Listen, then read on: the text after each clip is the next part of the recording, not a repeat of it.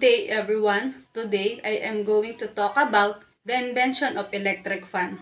The electric fan is one of the most important household inventors that help us to stay cool, especially in the hot weather. What is the invention? Electric fan is a device used to cool air by moving it.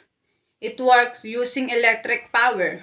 Electric fans are used in homes, school, office, and factories. Electric fan is a household appliances. Who invented it and when? Electric fan was invented by Schuyler Scott Wheeler in 1882. He is an American electrical engineering and inventor. What is the purpose of electric fan? The purpose of electric fan is personal cooling and ventilation, air circulation, luxury item, and household appliances. What problem did it solve? The problem that it solve is by reducing discomfort caused by heat, improve air circulation in room, help people to work, rest, and sleep better in heat, made home and workplace more comfortable. How this affects society today? The electric fan significantly affects modern society in a positive and negative impact.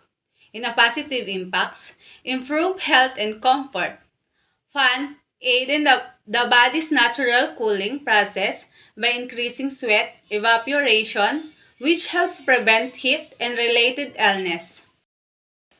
Next is economic accessibility. Compared to air conditioning, fans are significantly more affordable to purchase and operate. Enhance productivity. By creating a more comfortable indoor environment, fans enable to people to work and study more efficiently for longer period. Next is sustainability and energy efficiency. Electric fans use up to 30 times less electricity than air conditioner, making them a more environmental friendly cooling situation. Then, portability and versatility.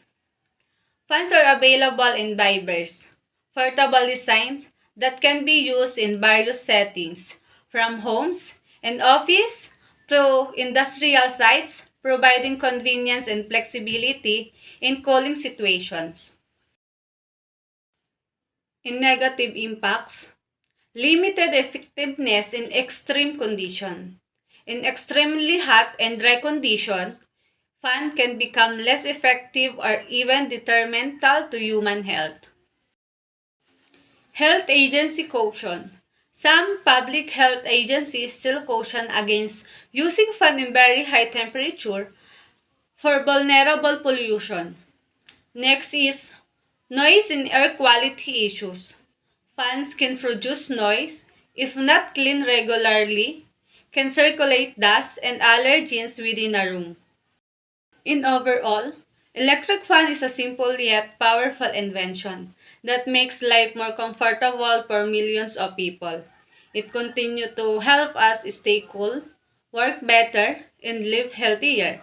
But let's remember to use the electric fan properly in safety to get the best benefits.